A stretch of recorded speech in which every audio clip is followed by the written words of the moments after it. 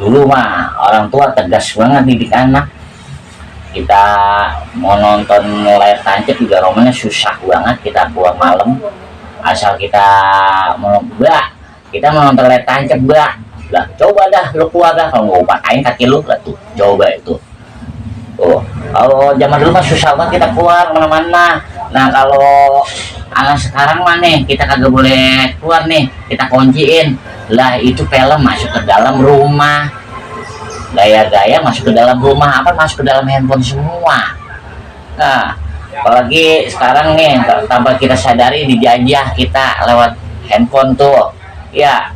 3 pertama passion, lo coba itu lah, anak-anak umur 19 tahun tuh perempuan pakai baju anak umur 5 tahun, lah coba itu ke atas kagak, ke bawah kagak, macet kagak, apa kagak, itu buset deh lah. Iya mending kalau ini mah India bagus romannya lah, kalau kita orang kampung ya elah malah digaruk ngebul gurik jelek banget dan badak pokoknya tetap enak aja bersama Bang Joy. Au, pok pok pok.